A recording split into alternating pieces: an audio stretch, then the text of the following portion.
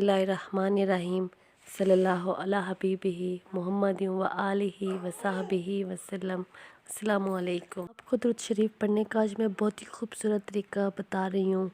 दुरूद शरीफ पढ़ने के बेशुमार फ़ज़ाइल हैं और बेशुमार बरक़ात हैं, लेकिन ये जो दुरूद शरीफ का एक शख्स का बताया हुआ अमल है, एक शख्स ने अपनी ज़िंदगी का तजर्बा बताया है। बताता है कि हर दुरूद पाक का हर सीगा खूबसूरत है, हर सीगे के इतने फ़ज़ाइल हैं, इतने बरक़ात हैं, लेकिन जब कोई शख्स दुरूद शरीफ पढ़ना शुरू करता है, फ़ॉर एग्ज़ाम्पल अगर वो कोई भी दुरूद शरीफ का कोई भी सीगा चुनता है तो उसी पे कायम रहे, उसी को पढ़े और सारी ज़िंदगी उसी पे लगा रहे।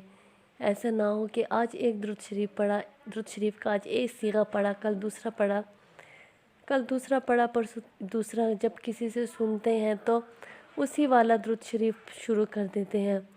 ऐसा नहीं करना। फ़ॉर एग्ज़ाम्पल अगर एक इंसान ने सल्लल्लाहु अला मोहम्मद या दुरूद खिज़री या कोई भी दुरूद शरीफ शुरू कर लेता है तो उसी को पढ़ता रहे, उसी को पढ़ता रहे और उसी को पढ़ता रहे।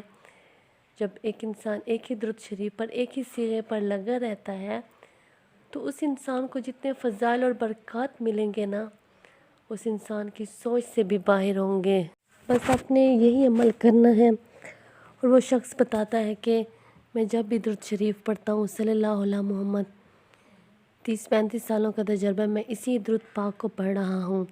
अल्हम्दुलिल्लाह मेरी अब तक कोई भी दुआ रद्द नहीं हुई, मेरी हर हाजात पूरी हुई हैं और सब दुआएं पूरी हो गई हैं। जब भी मुझे कोई दुआ करनी होती है या सख्त हाजत पेश आती है तो मैं दुरूद शरीफ पढ़ता हूँ। मैंने सुना था कि जब कोई बंदा दुरूद शरीफ पढ़ता है और दरमियान में दुआ मांगता है और फिर दुरूद शरीफ पढ़ता है तो वो दुआ ज़रूर कबूल होती है।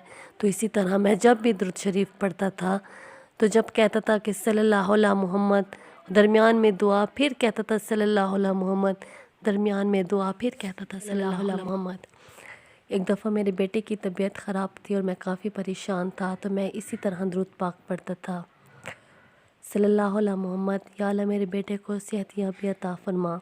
फिर सल्लल्लाहु अला मोहम्मद, या अल्लाह मेरे बेटे को सेहतियाबी अता फ़रमा। इसी तरह मैं दुरूद शरीफ सारा दिन पढ़ा करता था। अल्हम्दुलिल्लाह कुछ ही दिनों में मेरा बेटा सेहतयाब हो गया।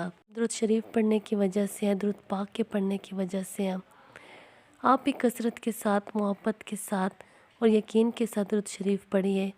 अल्लाह पाक दुरूद शरीफ पढ़ने की वजह से जितनी बरक़ात अता फ़रमाते हैं, हमारी सोच भी वहाँ नहीं पहुँचती।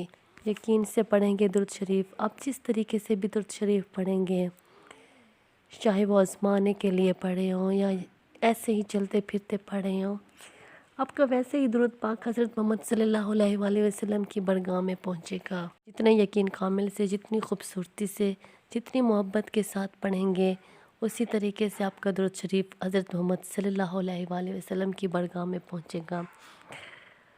मोहब्बत से पढ़ेंगे, यकीन से पढ़ेंगे, वैसे खूबसूरत बन के जाएगा। बस ऐसे चलते फिरते दुनिया के ख़्यालों में पढ़ेंगे तो वैसे ही दुरूद शरीफ पहुँचेगा।